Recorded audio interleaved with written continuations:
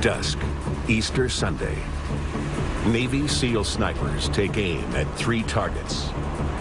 3 simultaneous shots. And a sudden end to the 96-hour standoff that shocked the world.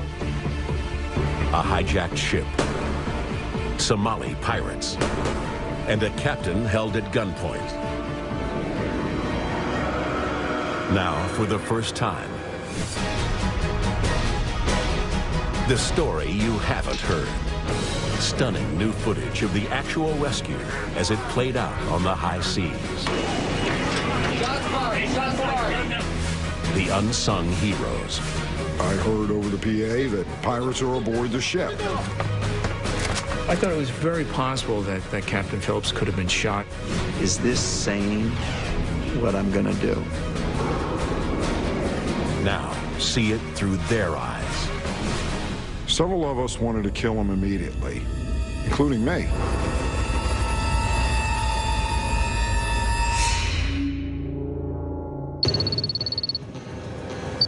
The pirate-infested waters of the Indian Ocean. 275 miles off the coast of Somalia, aboard the Maersk, Alabama. Captain Richard Phillips and chief mate Shane Murphy notice an alarming blip on the radar. Right away, that raises the hair on the back of your neck. Right around sunrise and sunset, that's when 70% of the attacks have occurred. I caught a flash on the radar of just a tiny blip. I went to the bridge wings to try and see it visually, and I still couldn't see it.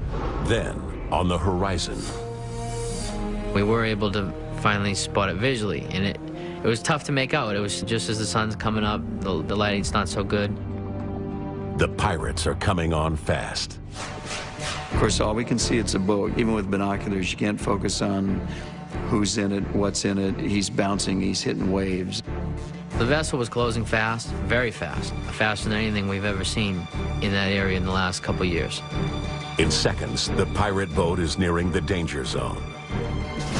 All captains set a perimeter out there. When a vessel gets within that, we take action, and they'd cross that magical line, and he sounded the general alarm to bring everybody to their piracy station.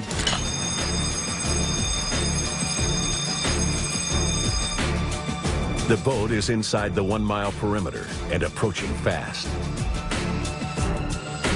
The vessel zooms past the Maersk, then doubles back to pull along the left side of the ship and match its speed. And it was just a real helpless feeling, because you're just watching this boat coming at you, and it's closing at a phenomenal rate. So that inevitability sinks in that this is going to happen. The Maersk's deck is low to the water, just 20 feet, making it easy for the pirates to throw up a grappling hook. In just 5 minutes, the pirates are climbing aboard the Maersk. The alarm started sounding. It's like kickoff at the Super Bowl. I was just yelling through the passageways, telling everybody, this is it, this is real, they're coming. I could start hearing the captain over the PA saying that we have pirates alongside, shots have been fired. I heard bullets pinging off the outside of the house. Once I heard that, I knew we were in trouble. I was somewhere between fear, panic, and anticipation, the adrenaline rush. It was almost surreal, the real case scenario, and we were living it. 10 minutes after the radar blip, I heard over the PA that pirates are aboard the ship. They are aboard this ship.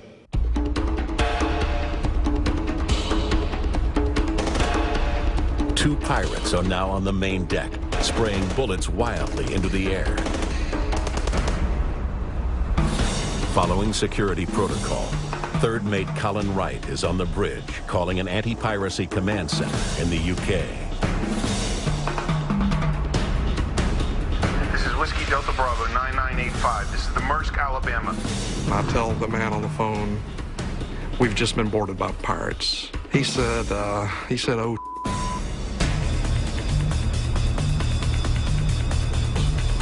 Seconds later, a sailor's worst nightmare. ship! Get off the ship! Get off the ship! Get off the ship! Captain Wilson, get off the ship now! Get the dog now! Right. Captain Phillips and crew member ATM Reza are eye to eye with two frantic gunmen wielding AK-47s, the pirates' tools of the trade. You just know that when you got gunmen that are holding automatic weapons on you, it's just a matter of a little bit of pressure on their trigger finger to start shooting people. Get off the ship! What is that noise? Get off the ship! Get off the ship now! I thought it was very possible that Captain Phillips could have been shot on the bridge. That's when the level of tension really increased and people were really realizing what kind of situation we're in.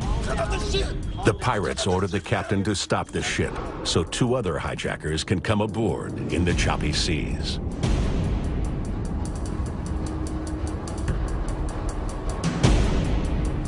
With 4 pirates now aboard, their first order of business is finding out where the Maersk is from.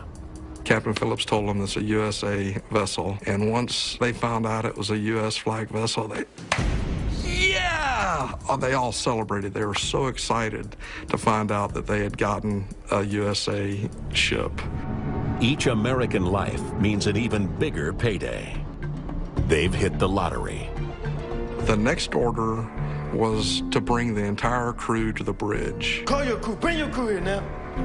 He wants everybody here now. And he says, if that doesn't happen, boom. He said, my friend wants to start shooting. And he's told the captain, you've got 2 minutes to have the crew. This is the captain. I need all crew on the bridge. I need all crew on the bridge immediately. Do you understand? But the crew doesn't come. We knew that it was just a delaying tactic, because not one time did he give the all-clear password that we'd established. But how long could they delay? Do you understand? I need all crew on the bridge. This is urgent. And then it got down to a minute, and nobody had come. And I'm thinking, when he starts shooting, he's going to shoot me. It got down to 30 seconds. And this is really sweating time. Time runs out. Still, no sign of the crew. The pirates' bluff has been called. And they don't shoot. At this point, I know that I'm in a bad spot anyway. At the best, I could be spending a couple of months in Somalia, hoping that the shipping company will pay a ransom for us. At the worst, I could be killed.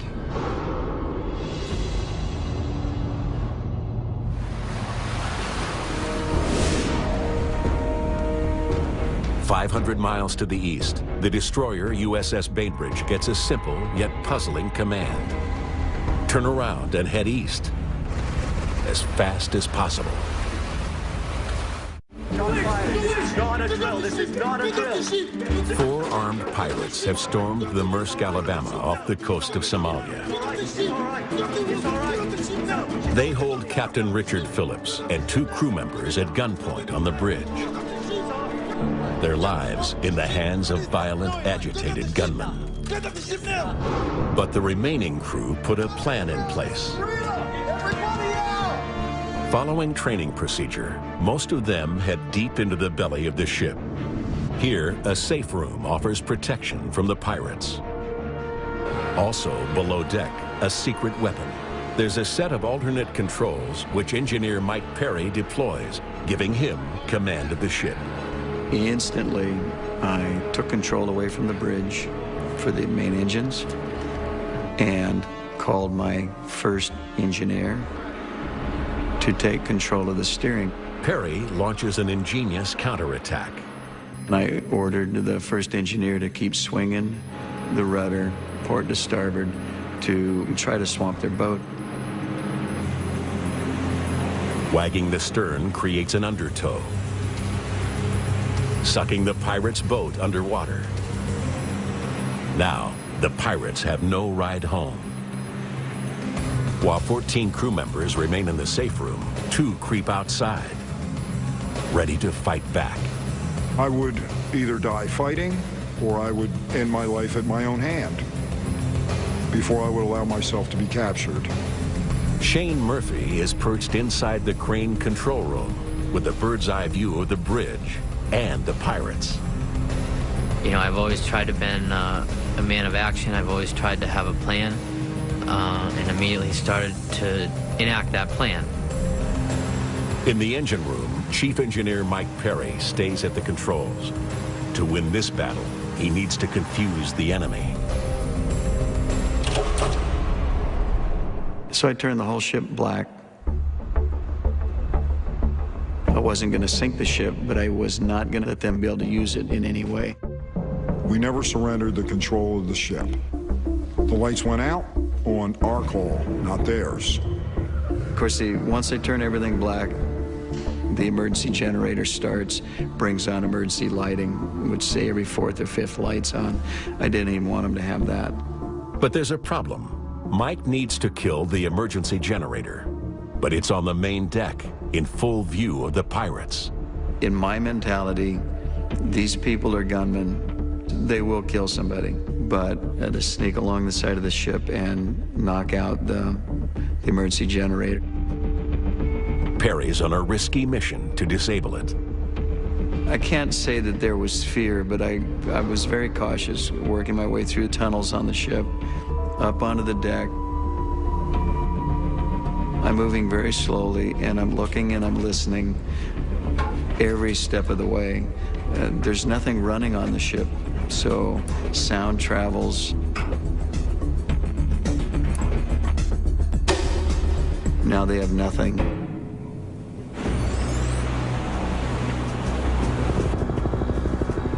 The pirate assault on the Maersk was no isolated event.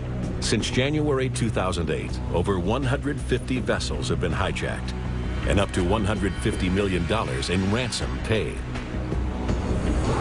Nearly all activity was centered here, in the Gulf of Aden, off the north coast of Somalia. Each year, almost $1 trillion worth of goods sails by this destitute third world nation.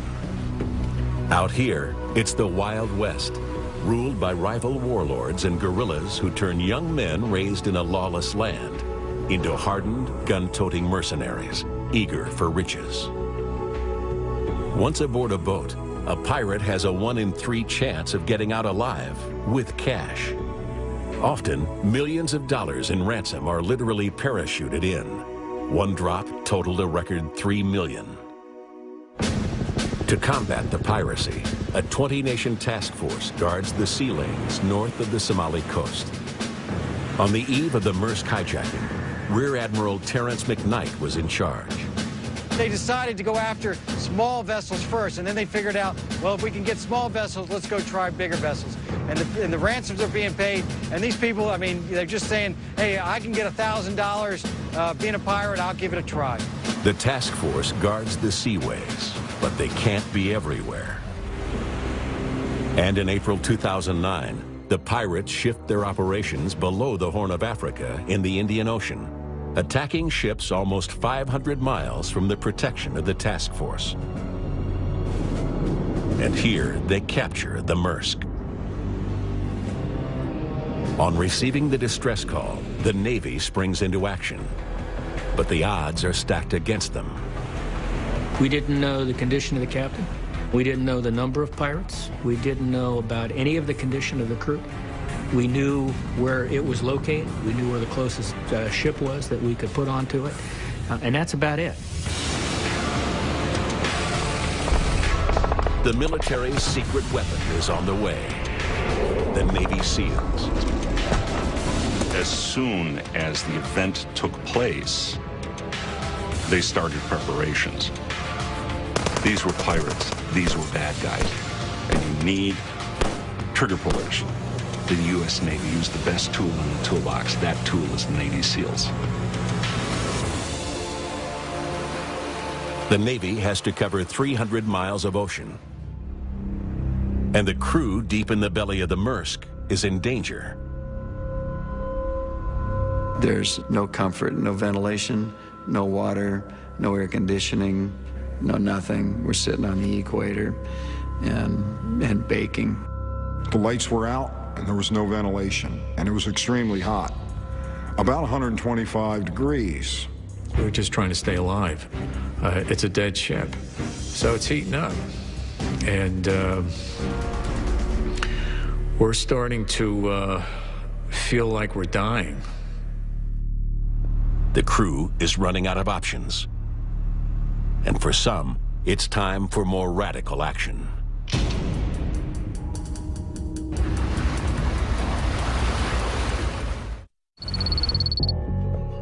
"4 hours since a savage band of pirates seized the Maersk, Alabama. The ship is dead, its power cut by the crew. Captain Richard Phillips and 2 other crew members are held hostage on the bridge.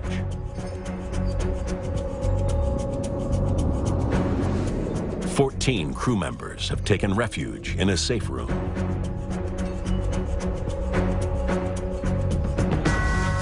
Chief Engineer Mike Perry hides out in the engine room, listening over the radio to what's happening to Captain Phillips. He's in danger, and I can tell he's in danger, and just by the tone in people's voices. Mike wants no part of being a hostage. It's time to fight back. That's when I realized we can't sit out there and bake in the sun waiting for a day or two for somebody to come and get us. I need to move and go someplace else and start freeing people. Mike heads toward the one place he knows the pirates must pass if they come below deck. A perfect place to ambush an unsuspecting enemy, as long as he can get there first. And it was pitch black. I mean, not a photon of light. But already below deck, one of the pirates is searching for the missing crew. With him, he's brought crew member ATM Reza as a guide.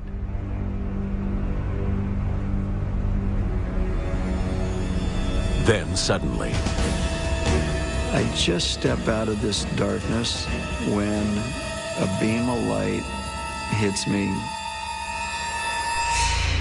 It was the pirate, and I turn around and zip down, and this guy is coming, screaming, yelling. I run down to my intersection, around a 90-degree corner, turn around, knife in hand, ready to spring. He's getting closer, and I see his face just coming past the corner. And I lunged up at him.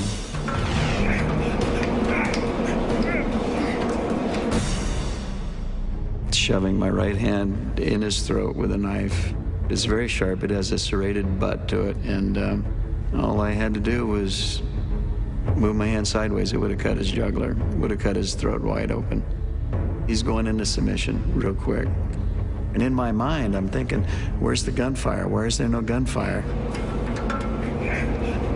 ATM Reza had convinced the pirate to search below deck without his weapon. ATM quite skillfully said, listen, I can get them, but no gun. They're not going to come out if they know you have a gun. Reza's trump card, his faith. ATM said, listen, I'm a Muslim, you're a Muslim. I will help you do this, but no gun. So there was no gun when they came in the engine room. Wasn't that fortunate? Now 300 miles away, steaming at 30 knots toward the Maersk, Alabama, is the destroyer USS Bainbridge. The Bainbridge was the closest ship asset that was available, and it was many hundreds of miles away. They are 14 hours away from the Alabama and still uncertain about the status of the crew or the pirates. The Navy must come up with a fast plan. Who can we get there the fastest? We can get a P-3 aircraft there. That's the one that we can get there as fast as we can. They'll try to get as much detail as they possibly can. They'll pass it back to headquarters, and then that starts the wheels moving for other assets that we have to move out there. Among those other assets, a team of Navy SEALs.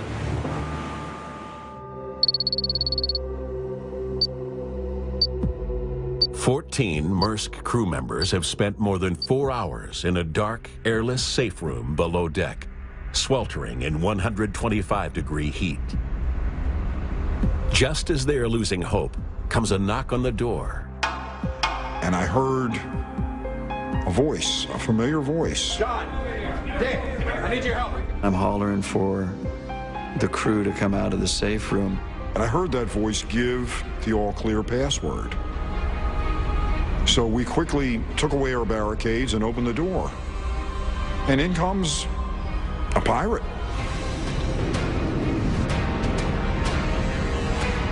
Then I knew that we were still in control of that ship.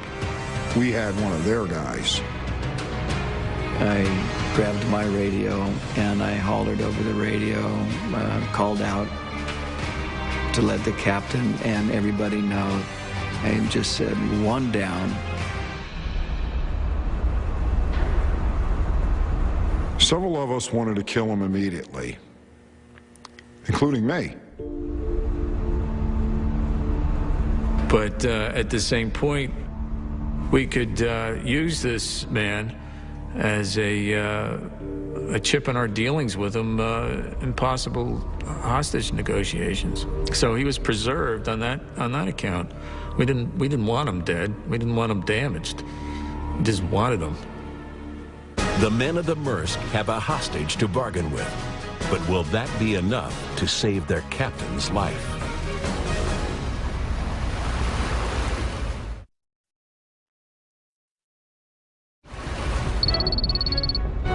Nearly 10 hours after Somali gunmen seized the Maersk Alabama, the situation has improved dramatically.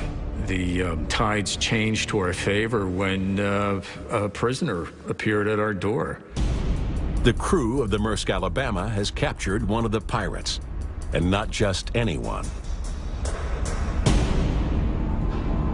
We found out that he was the leader of the group, and right then and there, we had a chip.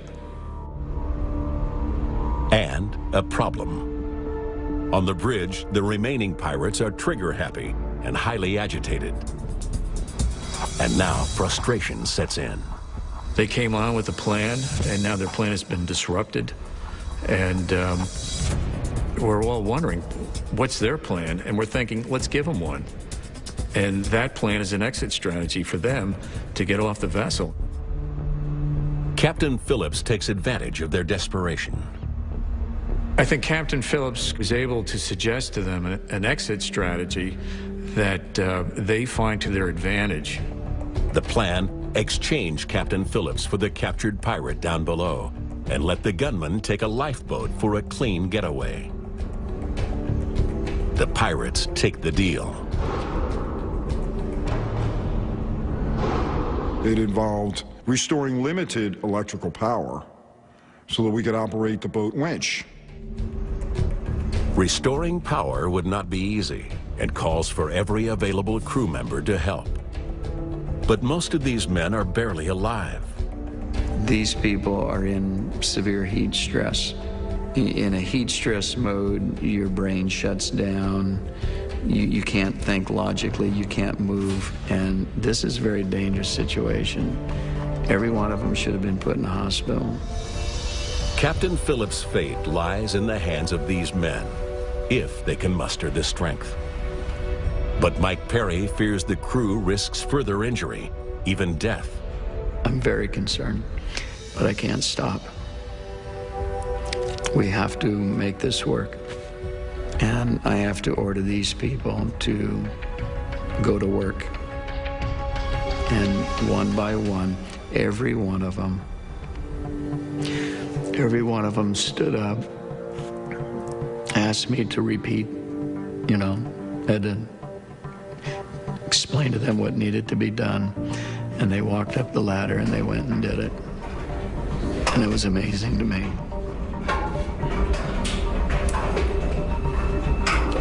The courage. I mean, they were all in danger, and they went and did it. We just had this feeling of relief that it was still our ship, that we had not given up. The crew restores power to the Maersk, Alabama.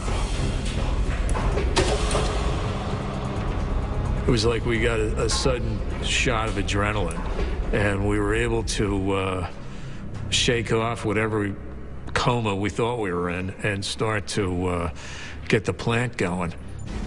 Before the pirates leave the ship, Chief Mate Shane Murphy snaps 3 incredible photographs from the upper deck. These are the only known images of them ever taken. Then suddenly, the plan begins to unravel. The pirates lure Captain Phillips onto the lifeboat. I said, well, where's the captain? And he goes, he's on the boat, showing the pirates how to operate the boat. The pirates have the captain at gunpoint before the crew can figure out what happened. It's too late. The hatch closes. Now they had their man back, as well as our man. The hostage swap has gone bad.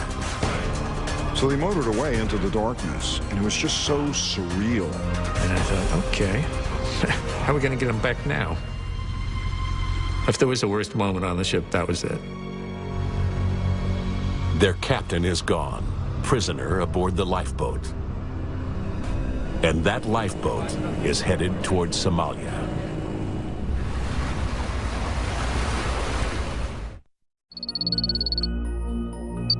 Six hours on the lifeboat.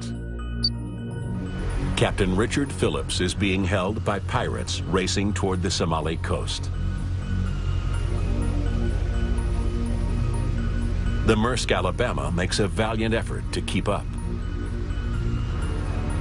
Inside, the pirates' leader is wounded. The deep gash on his hand is beginning to fester.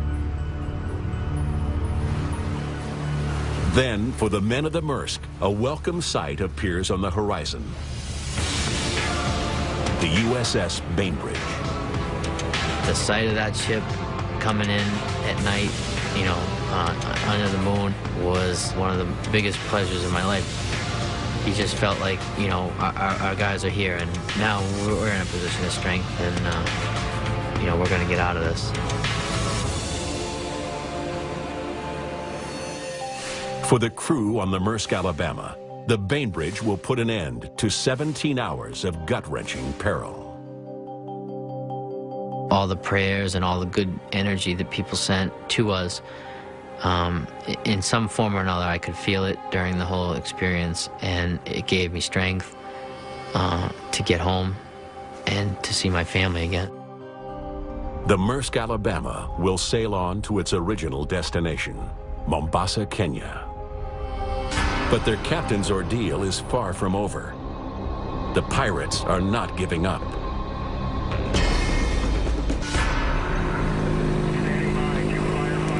And here, for the first time, actual footage from the Navy of the lifeboat as it pushes toward the Somali coast. See 2 people in the airport.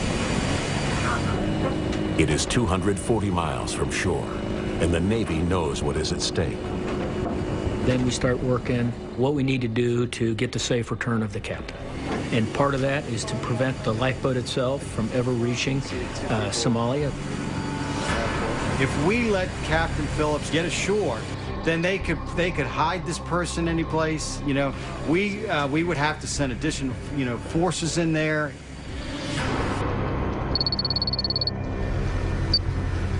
After 16 hours on the lifeboat, Captain Phillips looks for an opportunity to make a break for it. And I thought they were sleeping, the guy up in the driving seat. I thought he was sort of dozing. I knew I could get by him. I was watching the guy. I saw him put his rifle, his gun down, and proceed to urinate with both hands. And that's when it was just a second decision. And I just went.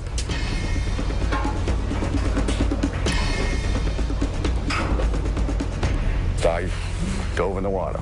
I was trying to hold my breath as long as I can. I do a little swimming, but they were coming at me. And by then, I was just swimming toward the naval ship. The ship is a half-mile away. The exhausted captain doesn't stand a chance. The pirates fire off several rounds at him before he's recaptured, uninjured. Then they continue toward the coast. After 2 days sailing, the lifeboat is within 24 miles of Somalia. But the situation is about to change drastically. 58 hours into the standoff, a team of Navy SEALs parachutes into the Indian Ocean. The equipment containers go out first. They have their own chutes, and the men jump out immediately following it. That means they step off the steel into the dark.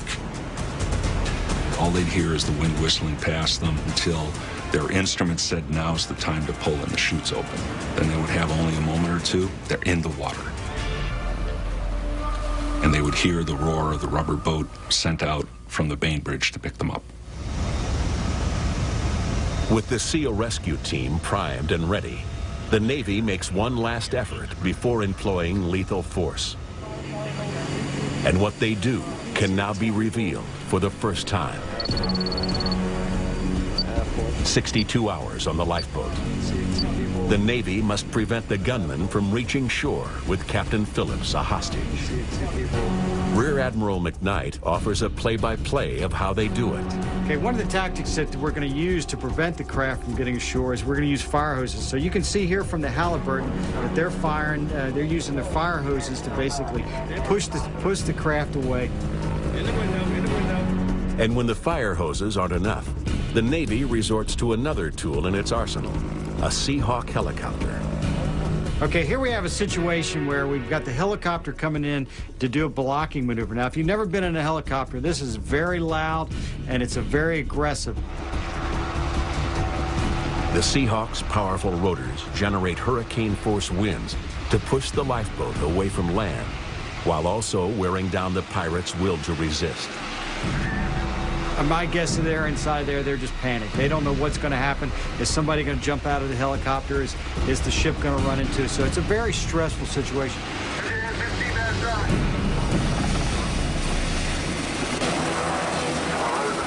The Navy steps up their game. They then use the 15,000-ton USS Halliburton to block the lifeboat's efforts to reach shore. 15 knots. Yeah, 15 knots.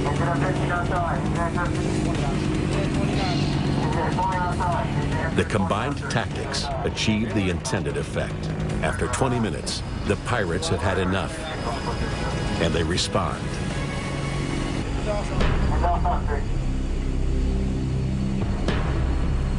The pirates were very agitated. The on-scene commander got very concerned. Suddenly, the front hatch opens.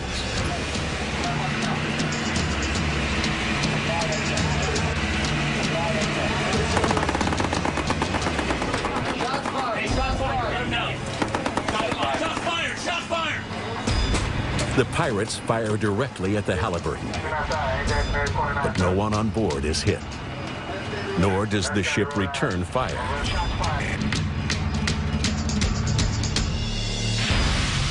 Yet.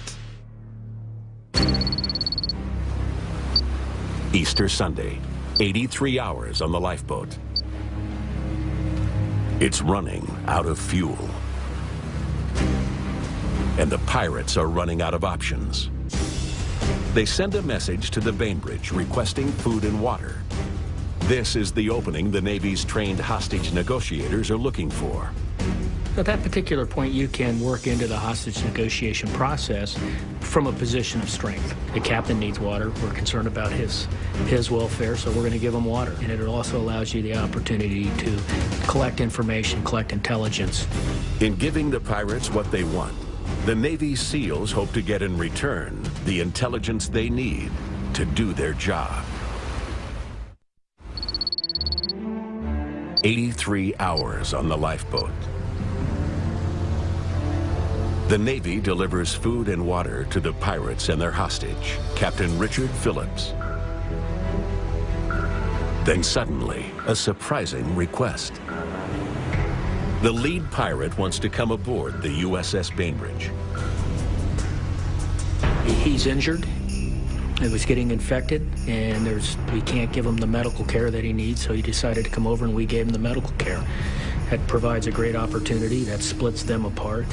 You know, that gives us a pretty good upper hand on the hostage negotiation process.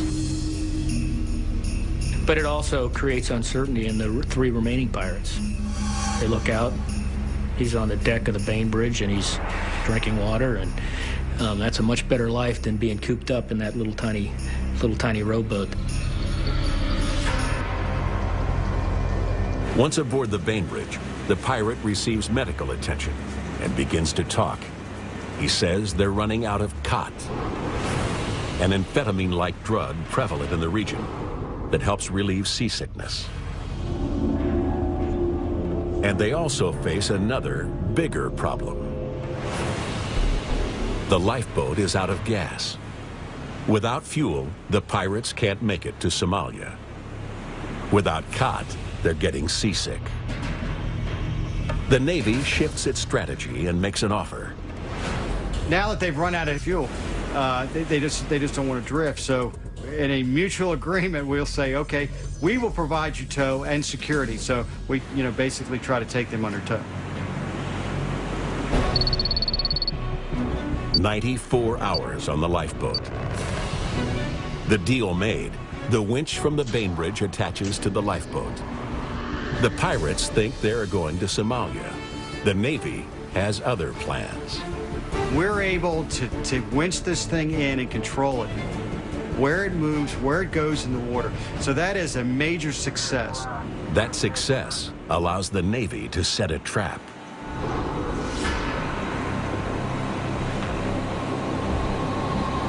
The SEAL team positions 3 snipers on the fantail of the Bainbridge. Unknown to the pirates, the winch begins to pull the lifeboat closer to the ship. Towing the boat allows them to control the situation even more. Closer gives them more precision of shot placement, and they'll only hit the armed pirates, not the captain they're trying to rescue. The pirates have no idea they're just 75 feet from the Bainbridge. No idea they're close enough for a sniper to get a clean shot. Negotiations deteriorate. Seasick and agitated, the pirates grow more aggressive. One of the pirates was holding an AK-47 at the back of the captain. The on-scene commander got very concerned and thought that the captain's life was in imminent danger. Fingers on the trigger, the SEAL snipers await the moment when they can shoot. The guidance that we received through that whole of government approach was the president's guidance and authorities that if we felt that at any point that the captain's life was in imminent danger and they had the ability to disable the pirates, then they had the authorities to do that.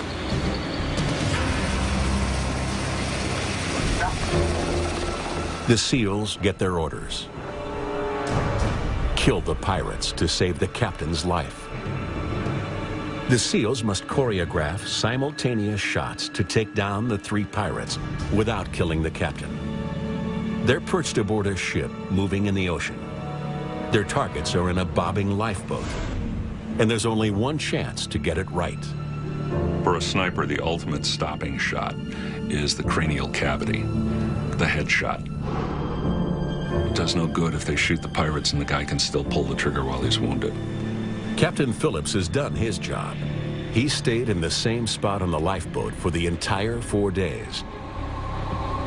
The SEALs can avoid harming him.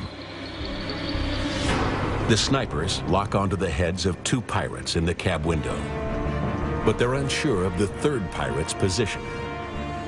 The 3rd sniper waits for a visual. Once he gets it, they can all fire. This is what they train for. If those snipers don't feel they can hit the target, they won't pull the trigger. Seasick, the 3rd pirate pokes his head out of the lifeboat window. The 3rd SEAL communicates. Target acquired.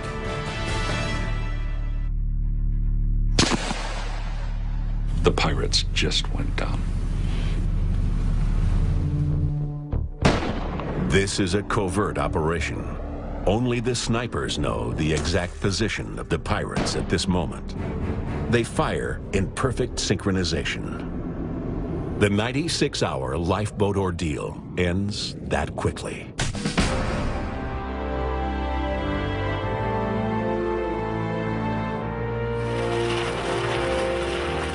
This amazing new footage shows the just rescued captain as he gets off the chopper.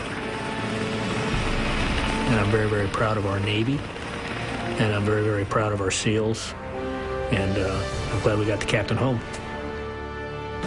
Next to Phillips, their faces obscured by the Navy, two of the SEALs who participated in the rescue. These men will remain shrouded in mystery. They don't ask to be identified. They don't ask to be thanked. This is a great event for the Navy. It shows the capability of the Navy and Marine Corps team, and these sailors and Marines are just doing tremendous work out there. But there are those who we do know and can honor for their courage. The crew members of the Maersk, Alabama, civilian sailors who stood in the face of a ruthless enemy, fought back bravely, and triumphed together. Shipmate is not a term to be taken lightly. It means that we will literally put our lives on the line for each other. We accomplished something here, and I think that's the story. It was, we didn't give up the ship.